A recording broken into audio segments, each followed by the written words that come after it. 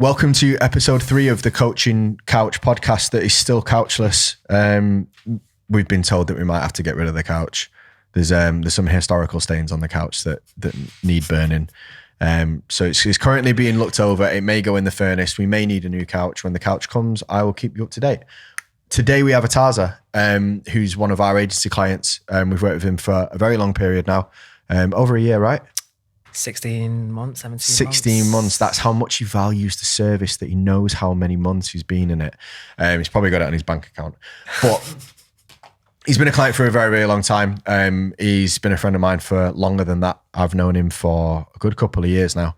And I've kind of watched him grow through the coaching industry. I tried to give him a job at one point and he fucked me off. He didn't fuck me off. He just, he fucked me off. And then we ended up working together to help grow his business, and he's done amazing things. I'll tell you what he's done as we get through it, because he probably won't tell you himself. Introduce yourself. Yes. Who are you? What's your coaching program? What do you do? So I'm Irtaza, 24 years old, which sounds bad to say, doesn't it? He lies about his age to his clients. He tells them he's older. Got to play the game. 24 years old, online coach, and we help, I say we, because we've got a team now, which is brilliant. We help driven men and women essentially get to the best shape of your life and optimize their lifestyle. And we kind of look at it from a lifestyle factor, because that's been something that's always been a driving force for a lot of people to change. So we look at lifestyle, but we do transformations through lifestyle coaching, and that's how we do it. So talk to me about how that conflicts with each other, because transformations don't usually take into account the lifestyle. Yeah. So how do you make that work? Because you get really good results. Yeah. So I think one thing that I kind of want to delve into the podcast is kind of how you get those results, because I think that would be important for people to understand. Like, how do you mesh those two together? I think, so people think it doesn't mesh together, but it actually does, because generally if you're looking to achieve a life-changing transformation, it's like 3 things you want to achieve. Like physical is like the driving force that accumulates and kind of starts a catalyst. Like when you see physical results, you start seeing your body change, you start seeing yourself getting lean, and you actually feel good in yourself for the first time. That transforms your mindset. And then you have more confidence, and transform your mindset transforms your lifestyle. Yeah. And then what happens when you transform your lifestyle, you get more physical results. So when you use the physical as a vehicle to transform your mind, then transform your lifestyle, it becomes like a triad, like a circular flow. It's generally... Oh, so it's like a self-perpetuating thing that... So you think physical is the trigger of that, right? Physical is definitely a trigger. Like you can't think of it from thin air. I always say like, physical results are probably important. We always say we want to get you into incredible shape to our clients, because that's going to be the driving force. Have more energy, feel good for the first time. And then from that, you're like, oh, this is possible. And you start triggering that whole circular flow. Do you think it's I'd probably argue that, well, I wouldn't argue it, but like my point of that is like, I don't think the physical is the catalyst. I think it's the physical actions first. So I think actually the mental changes start happening before the actual physical transformation is done. I think it's just the fact that they're doing shit that's quite difficult and they didn't think they were going to be able to do. I'd agree with that a little bit. I think it's one of those where I've kind of seen it where people think the other way around, where they're going to transform their mindset. I'm like, what evidence have you got that you should think this way? Is that trying to be confident without having reasons to be confident in that scenario? I always say that works, that it does work to some degree, but it works until it doesn't.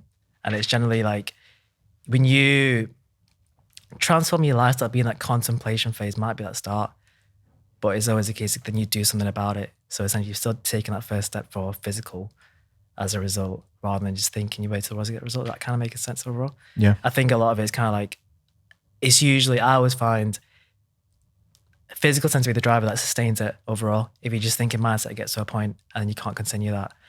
So. What do you think confidence actually means to someone? Not comparing yourself to someone else, I'd say. So not giving a fuck. Yeah, basically. Pretty much, isn't it? Probably the easiest way to say it. Like you go in and you're like, you actually know where you stand in a sense. Some people like comparing themselves in the gym to someone else, or confidence is more of a case of self-awareness, I'd say, in my opinion, where it's you kind of know where you stand and there's certainty. So I'd probably say the biggest thing, like confidence in relationship, because there's certainty. What about your confidence? Would you say you're confident? Yeah, I know what I want. I'd say that. Like, as in, I know exactly. Have you always been confident? No. All right, talk to me about that then. So where would you highlight, where's your first memory of not having confidence? Gym floor, first day. Really? PTing? PTing. Mate, that's a bit of a jungle that, isn't it? Because there's a couple of things that happen, right? So you walk in and like the clients are looking like, well, not the clients, but like the people in the gym are looking at you and you're wearing the Pure Gym t-shirt. So like, you're new kid. And then they're looking at you and you're like, fuck. And then the other PTs are looking at you like, who's this fucking cunt that's coming in now? Exactly. It's like, I remember first day, I think it was like, instead of the LBT class Tuesday, I remember 12 p.m. I was like, legs, bums and tums for anyone who doesn't know what the can't believe you know abbreviation what that stands is. for. Legs, bums and tums. You can't believe I know what legs, bums and tums stands LBT. for. Mate, I used to do the legs, Experience. bums and tums class twice a week at Bellevue Leisure Centre in Gorton, right? So what used to be Gorton Tub, me from like, I think I did it when I was at uni. So I worked at Arpray first and then it was the same management system. Yeah. It was Bellevue Leisure Centre before the renovation. So old school Bellevue Leisure Centre. Remember one morning I went in and like somebody went in and ripped all the copper out the walls. That leisure centre, legs, bums and tums twice a week. Fair, Don't tell me fair, I don't know about fair. legs, bums and tums. I've been there. LBT though. Yeah, I literally remember the first day. I can't imagine you teaching a legs, bums and Oh, tums don't class. imagine it. It's bad. Literally remember the first day I was like, they were trying to find someone to do it. And the first day I was, I'll do it. I was like, I can't believe you just said that. Like, are you sure? And obviously they're just trying to get anyone to cover your classes in Pure Gym. Yeah. And they were like, all right, cool, do it. And I was like, all right, shit. They're actually taking me on there. Went in, straight to the front, 30 offers them in. I was 20. Yeah, I was 20. Fresh meat. Exactly. Just caught you. And as soon as you're out, you're like, all right, I literally remember as soon as I got to the front, I was like trying to teach it. And they were like, can you hear me? I was like, no, not at all. Started shouting louder. Like, can you hear me? Not at all. So shit. Didn't have a mic at all. I was trying to make it like influence at 30 women to do a class. Got out of there, the worst thing that happened, but I was like quite glad I did that now because it's out of the way. Can't get worse than that, can it? You get laughed at. 30 rabid middle-aged women. You're the young 19-year-old person. I literally remember that exact Tuesday. It was in March. I probably remember the exact date as well. if you think Really? about it. Yeah, you're good It at was, stuff like that, aren't you? Is that because it's a harrowing memory that you've repressed? Yeah. This is I like still therapy think for you about now, it. isn't it? Do you get nightmares about it? That was like the first experience. I was lacking confidence and I was, like, how'd you get over it? You just do it in the end, isn't it? And then the next day, Don't really have a choice in that situation though, do you? Exactly. Like, did you expect the person that you said they were going to do the class to? Did you expect to be taken no. up on that? I was like, so you tried to you got fucked up, didn't you? I was like, I can't be arsed waiting. And just, you know how you have like a delay where you're like, you're going to kind of get ready for it. I was like, I'm not going to be ready for it. I'll just do it now. And I just thought, give that a shot. I've always been like that. I'm like, if I'm going to do it, I'm like, right there. There's a point though, isn't there? Like you'd better to do agree that. to do it. So like, what the fuck could you do at that point? Like other than literally run away from the situation, like you backed yourself into a corner. Yeah. Sometimes it only takes one decision like that, and then it starts like a cascade of things that 1,000%. you've done that one right. Well, that wasn't that bad. You've got to. I think you've got to get used to putting yourself in those situations. Yeah. 1,000%. I think if you can just not think too much about what you're doing, obviously plan it, be smart with it, but just not procrastinate. That's been the biggest thing. Yeah. I could have lengthened it out and then be more stressed about it. But Yeah, to get imagine it if done, like they were waiting for you to offer to do a class, that'd be and you'd have worse, just isn't it? longed the process out, and then you'd have sat in that spiral of poor confidence and worrying about the class, and it probably kept you up at night. Yeah, exactly. And then you'd in your first class after that, you'd probably have crumbled. 1,000%. Same like with coaches when they're like, I'm scared to put a post on, just do it now. Just do it right here and then. I hate that on roller coasters, like I don't mind roller coasters that are quick. I hate the ones that fucking take ages to get up the thing. You know, like the one at Blackpool. Because I don't like them, right? I'm not a fan of heights. And I think because I was quite intelligent as a kid, I think your intelligence fucks you up sometimes because like the other kids are like, fucking roller coaster. And I'm like, logistically, if I fell from here, I'd be fucking dead. So I'm going up this roller coaster, it's going. And the longer you've got to think about it, the worse it is. Like if it just goes up and down, I'm calm. Like Rita at Alton Towers, don't give a fuck about it. You don't even know it's gone. Like you started before you fucking know what's happening, and then you're back at the start again.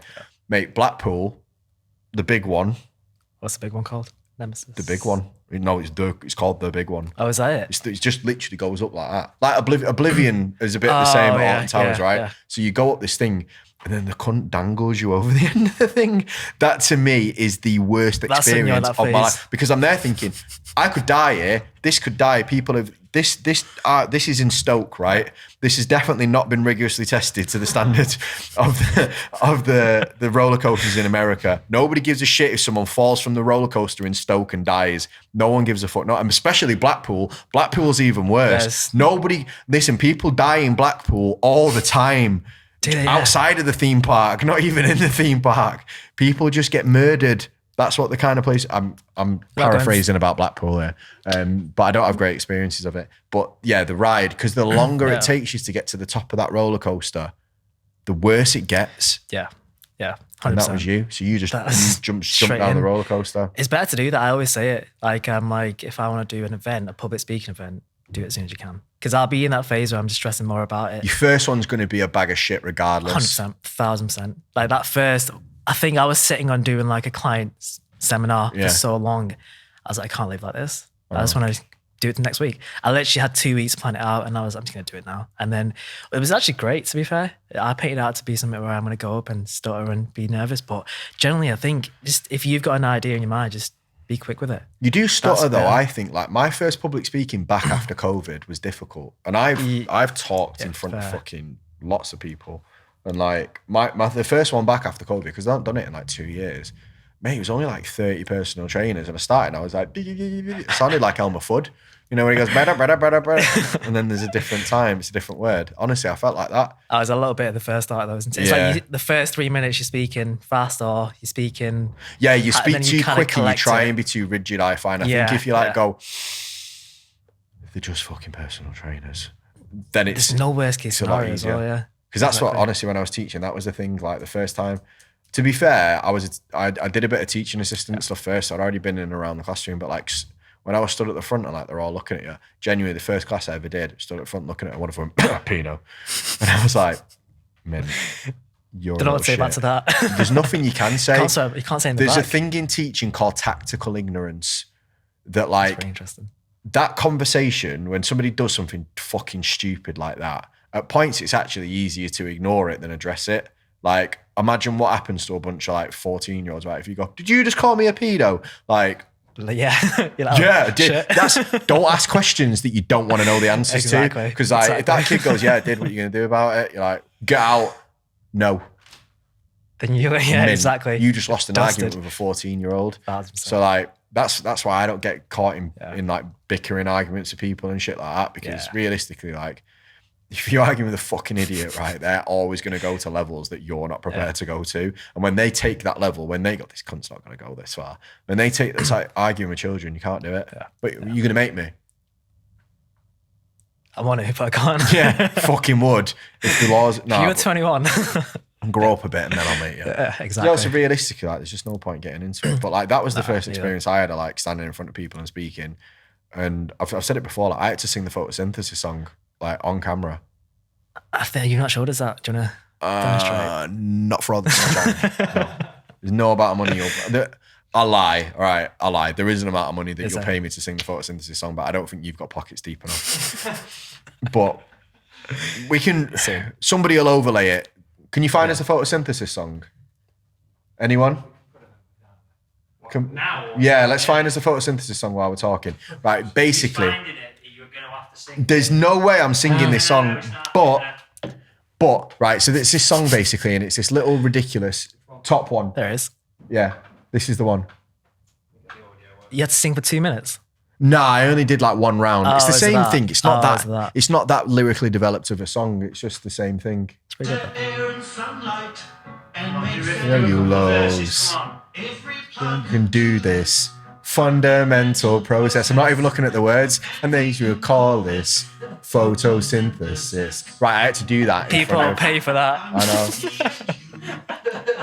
Right, I had to sing. So I had to sing the photosynthesis song like that on camera. This is now going out to the world, right? I had to do that. Honestly, the worst audience that was a bunch of 14-year-olds that thought you were a cunt.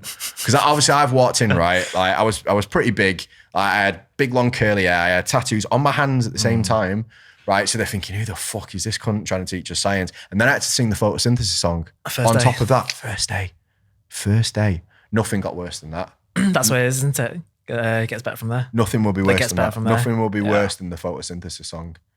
Can't believe I just did that. That you know about putting yourself on the spot. That's what I knew if I brought that up, some cunt was going to say sing the photosynthesis song, and there we are. I know you have, Simon sat over there like chatting shit in the corner. Like, yeah, we've got a script. Oh, is this? Did you segue it into that? Yeah. I was well done. All right. When You've got another 15 minutes of this podcast left. You're having it now.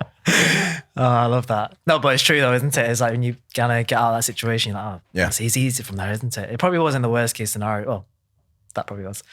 But it's You never know the worst what, case mate? scenario. If the hardest thing I have to do in this job is sing the photosynthesis song on a podcast, I'm doing all right. Yeah, exactly. I was digging up not a trench. Basically in Gorton, right? There's loads of there's like Debdale Park, and then there's a load of takeaways behind it. Yeah. And I remember I was digging it out. I was working for my dad, like doing groundwork, and I was digging it out, and I fucking hit the sewage pipe right in between where these two takeaways were. Mate, literally up. When people say up to your knees in shit, they don't usually mean that literally. I was literally up to my knees in shit. At that point, anything else I do after that is fine. Yeah. There is nothing worse than being literally knee deep in shit. And there you go. So honestly, anything I have to do, You'll do it. Yeah. You know, I'll get in my Range Rover and drive home now. I'm fine. If I have to sing the photosynthesis song to have that life, cool. I'll sing it all day. I'm not even a particularly good singer. 1,000%. Unless I'm pissed and then I think I'm really good. But usually I wouldn't recommend it. So obviously that was the big turning point with your confidence. What things have then you done? What things have you done to then improve that? To improve my confidence. Doing things I think I can't do. That's usually it. I like doing it where it's like, if I think I can't do a photo shoot, or if I can't do a public speaking, or I can't achieve this certain target, I'm just going to do it, just show myself like I can. Yeah. Like whether that's business, financially, personally, anything in particular. I'm always driven from the start. I'm going to kind of prove myself right in a sense that I can actually do it rather than holding on to something. Like I want to get into a position where it's like, if I actually apply my mind towards something, I can actually say fully I'll actually do that. So I think that's a really strong. common thing of the people that we speak to, right? Like it is definitely this is. like, again, we get a bad rap like for talking about money and like saying about aiming for this and aiming for that. But like, without getting too deep into it, like the tax implications of earning that amount of money. Once you earn a certain amount of money, like there ain't no more fucking money that you can actually earn without you getting absolutely rinsed through tax. It's not about money. It's about a consistent like, and genuinely like a lot of the people that we spoke to that make decent money have always said that like, it's not actually it's not about the number or it's about the money. It's about me pursuing something that I didn't think I would be able to do, or people don't think I was going to be able to do. Like I'm obviously you've come from university, you did a degree in maths, you worked in finance. Yeah. What was the thought process at home when you said you were going to throw it? Because were you one of the first people in your family to go to university? Yeah, actually, yeah. First person in the family to go to university. So I was not like my outer family, but like my direct family. Like my mum did like a college diploma. My dad didn't. My dad did. He didn't do his O levels. He left before. He didn't get a GCSE. Whatever the GCSEs were back then. My dad left school in year 10. Or whatever year 10 was back then, back when the dinosaurs were alive and shit like that. He left caveman school. But so like my parents, my mum's like a teacher. She's not a teacher, she's a teaching assistant. All right. She's got to the point where she takes her own classes now because she's been doing it that long. But she works in a factory for most of her life. She worked in Z-Tech and then she worked in a sewing factory. My mum's still got like an old school sewing machine, which is why I got a gold star at textiles in technology when I was in school. Secrets out. Yeah, I took it home and got mum to stitch it. But otherwise, like, so I was the first person as well. So I get it. There's pressure, right? Like, there's pressure of you to get a good job and like not do the manual work that your parents had done previously. So like, how did that go down? So like we were I was kind of raised up in like a small family, and it was like, this is like the ladder you climb, this is the exact route is paved out for you, and you kind of expect this is going to be the destination, and it's kind of very clear, like, right, you're going to go to a university. You're always competing against your cousins. We had like a small family. It's like, all right, this person went to this grammar school. Yeah, he went here. That sort of thing. It's always being competitive. Oh, so it's like, academically. Johnny went to Oxford. You better go to X and do Y then. That's exactly what it was. Oh, that's proper brutal pressure that on a kid, innit? It's quite. You're basically being used as a weapon to like hurt the brothers and sisters. That's actually it. It's like, now we know it doesn't matter. You're a weaponized brain. That's what you are. That's how you get trained.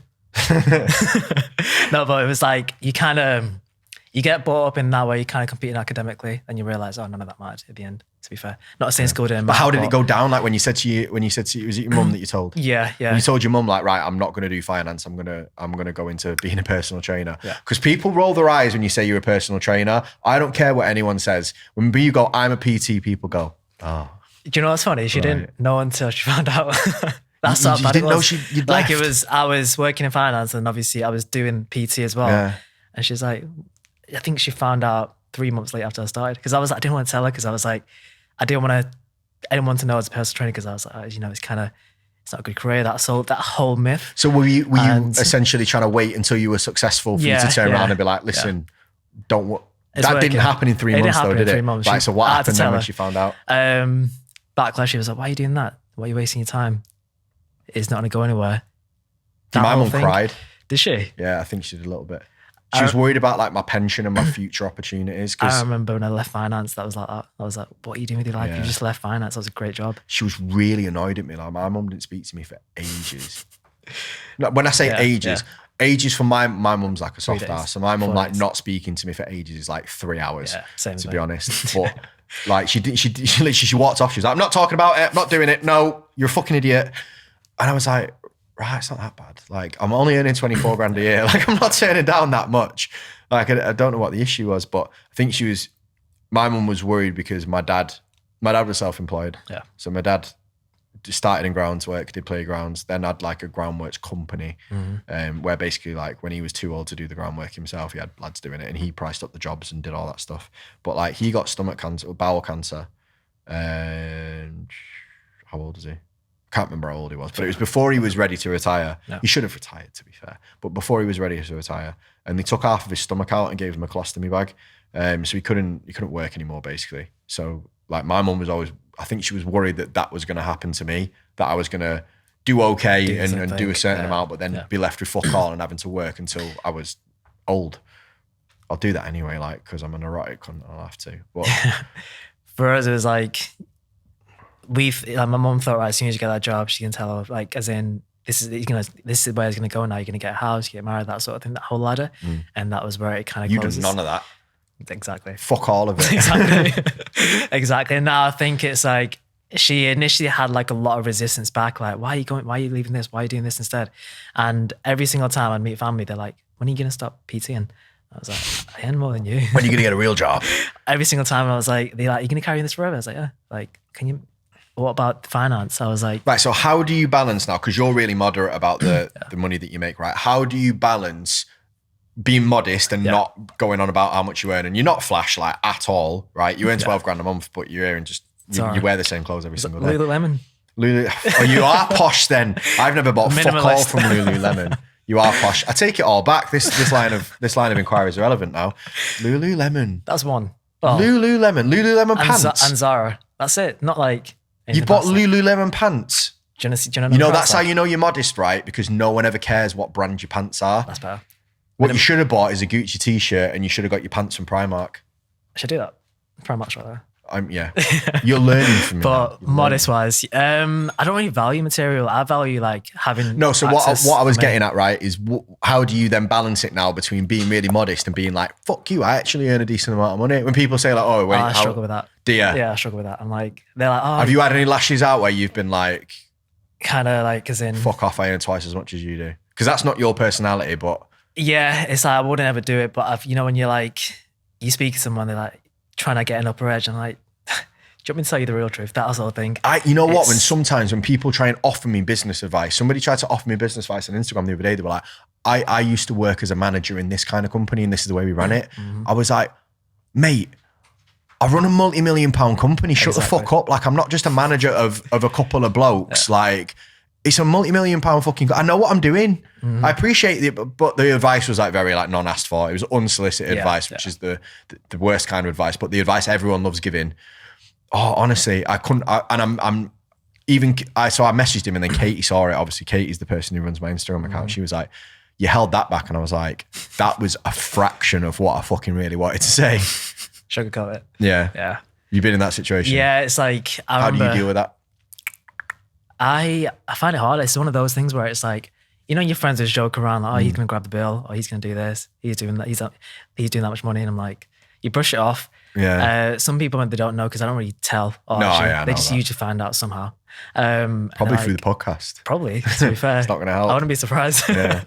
But that generally is a case of, for them, it's like, I always get advice, oh, why are you doing this? You should do this instead. I'm like, I literally remember someone saying to me, get a job in Tesco's and you'll earn good money and then you can do something with it. I'm like, do you want me to do that? I just said to him. Only works on a Sunday. You get time and a half on Sunday at Tesco. That's true, actually. Good advice. That's probably what I meant. Yeah. But like generally, I literally remember my barber saying to me one time, "It's like we were very close, and he used to come to my house." You're always etc. close with your barber. That's when you know you're a proper person. That. Oh, yeah. Don't trust anyone that goes to different barbers. They're Oh all yeah, snide, 100%. absolute grasses. That's how you know loyalty. I know. But like I remember him saying to me, "It's like all you do is work from home and just get a job in Tesco's. You'll be outside. You earn good money." I was like, "I made 10 last month." I was like, "Oh, fair." And I was like, "Can you make Did more?" your barber charge you more next time for your haircut? Nah, Did you not? nah. Pussy hole, should have charged you more. I'd have charged you more. That's when you know loyalty and that. That's end, though. capitalism. Yeah, that's how the world works, mate. But like I remember from him, he was like, "Oh, you can actually make money." I was like, "Yeah, I know people that have done. This is a fraction in terms of what you can do. I see there's so much more possible." But there's always been that moment where I'm like, I want to just bite. Yeah, you've got to learn to not. Yeah, it's almost like as long as you know. It's like Spider-Man, isn't it? Like Yeah. with great power comes with a good business comes great responsibility for you not to be a dickhead with it. Yeah. Because I think people allow little slips as long as they can tell you're a genuine person. But if then you go around fucking throwing it at people all the time, it does become a bit of an issue. It's kind of what it's back with you, isn't it? I just find it where it's like, I know I'm doing well. I can supply. I can obviously make sure everything's all right in my life and other people's life around me, but don't really need to have it where other people know. They just find out all the time. How does your mum feel about it now? What is in the income targets and stuff like that? I know she probably doesn't know like detailed numbers. I think she knows. I think she knows a little bit now because she's like, I ring my dad at the end of every month and I tell him. She literally had the best 2 days of her life. She was like, Really? "Oh, my kid's doing well." Oh. And I feel like she's probably told her friends as well. But I feel like that's a bit of a parent's job, innit? Like your mum's kind of role in life is to bring you up to be successful and then for you to kind of be able to do the same and, maybe letting her know that she's done that rather than her thinking that her son's a finance dropout and is bumming around a gym 24/7. Exactly. Oh, he just goes to the gym now. I think she can actually say that and it's like, people understand it, but generally, I think for her, like, she knows because she's a single parent, obviously for her, it was like, kind of, have I done a good job or not? And then she's like, "Oh, fair." I literally remember as soon as I told her, she was like, "All right," she's proper, like, I've never seen her happier for some reason. And like, she knows that, she needs something, she'll get it. If she ever needs help with anything, like she doesn't ask anyone else, come to me. Because previously when we were younger, it wasn't like, we weren't brought up in the position where we had a lot generally. And now it's like, if you want something, actually want it, you can get it. So I can treat it to this and that and if I wanted to. So it's like, we have the access there. That's kind of how it's been impactful. So it was, it's quite crazy to actually say it because when I speak to family, they're like, other family, they're like, working their arse off. They're kind of like, the more you work, the more you earn, that sort of thing. And for us, it's like, gonna work smart, actually do more in the year because you're more productive. Yeah, for sure. But it's crazy because I don't really have to kill myself and always give myself to work. I can actually have a great business and a great life rather than just one or the other. Yeah. So, did you feel like because this is what I find sometimes with like people like your age, like we work with a lot of people around your age that make this kind of money and it's mad, but like there's common themes that come up, like sometimes they're driven to it. Yeah. And sometimes they're almost driven to it to prove people wrong. So like we have like people that come from very privileged backgrounds who are then driven to be like, I don't need this money or I can do better than you in this job. Like I don't need to be a doctor to earn this much money. Whereas I think yours is kind of a bit more like mine. Like your dad wasn't around when you were younger, was he? No. So did you feel any pressure to like take up that mantle and like you have to be that guy that does that for your family? Yeah, for me, it was like, I need to be that person that actually they can rely on in that sense because we really don't have like anyone that we can rely on. So got a small family, a mum, brother, and that's kind of it. And obviously her brother's family. But generally it was a case of, because we didn't have anyone to look up to, so we weren't really sure where it was going. And now it's like, I kind of need to fill that role in for me. So my family knows that they're going to be all right. You've got Do you think that's maybe the reason, like you said, like you throw yourself into these situations? Yeah. I think that you don't have the ability to not throw yourself into that situation. Exactly. I think for me, it's more of a scenario where I don't want to look back and be like, oh, I could have done something. And also at the same time, like if I don't make it work, I mean, there's people that can't rely on me, isn't it? At the same time. So I was the same. My dad was quite old. I think my dad's 74 now and I'm 31. So like he's such a morbid cunt, right? I remember like going to Cubs. So I don't know how old you are in Cubs. I know you're a kid. And he's like, I'm not going to be here when you're older. And I'm like, well, relatively, you I mean, eventually you're fucking not. And he's like, no, like when you like in university, I'm not going to be here. And I was like, fucking hell, that's heavy. I just remember being upset about it all the time when I was little. But I think that's one of the reasons why I've been very like. My mum's been like that the whole time. Yeah, she's like, when you grow up older, that sort of thing. It's always been like that. Yeah, you get. I think it's almost a benefit in Yeah, some way. you 'cause kinda- again, you don't have that reason to say no. You have to like head first it all the time.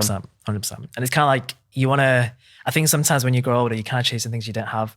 And it's always been a case of that. If I didn't have this, I value that even more. Like Yeah. if we don't have income, because I'm chasing more income because I want to fill in that void. Or if I don't have like connection, I'm kind of chasing more of that. So I think it's usually because of that previous upbringing, you want more of that as you grow up and you kind of chase that thing you didn't have the whole time. Yeah. So for me, it's always been a case. I never want to have it where I have to second guess expenditure or we'll be all right. I don't want to have that there because we've had it the whole time. We were like, I'm literally my first car, it wasn't expensive. We had to save for 4 years or something for that. Yeah. And I was like, shit. So it was like Makes kind you of life value it changes. though, doesn't Yeah, 1,000%. I mean, now I don't really value cars as much, but that's a Yeah, different but it makes story. you value the But you effort of money, doesn't it? It makes yeah. you value like the input. So It was, yeah. there's probably going to be a lot of coaches that are sat here like who are maybe in your position that you were in, maybe lack of confidence in themselves, lack of confidence in their business, lack of confidence in their ability to get where you are.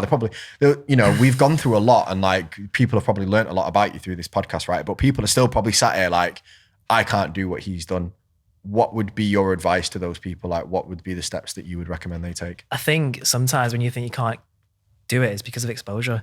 Like I remember seeing other people do it, like generally being right there. And I was like, oh, that's actually possible. Generally when people are kind of like surrounded by like environments that don't actually force them to actually grow, you kind of stay in that same place. And I think for me, the biggest thing I'll just say to anyone is just actually push yourself out there to meet other people. Like I always set goals, like if I go to this city or this country, I want to meet these people because that's going to influence me and also allow me to get more out of it. So I think for people that think they can't do it, it's usually because they've not seen anyone else do it or they don't think it's relevant for their lifestyle. So I think the biggest thing I'd say is just get around people that push you massively. Mentorships are great for that. Like I'm not just saying that, but generally speaking, I think it's having that community because they will force you to grow massively. It sounds very cliche, but like you are who you surround yourself with. And I'm kind of picky in terms of in different departments. If I want to be like more towards business, I want to have some people that I can also be surrounded by a business.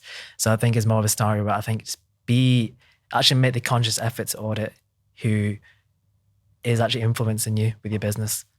Brilliant. Yeah. And if people want to find you, have a look at your work, see what kind of things you do, maybe learn some things for you, have a couple of takeaways, where can they find you? So Instagram, YouTube, podcast, TikTok, ir.taza. On YouTube, you might have seen my full name, so Irtaza Farouk, but pretty much on every platform really. So you can find me there. Brilliant. Thank you very much. And Likewise. yeah, thank you very much for listening. Don't forget to subscribe to the channel if you want to be notified when we do more podcasts like this. And we'll see you next time. See you next time.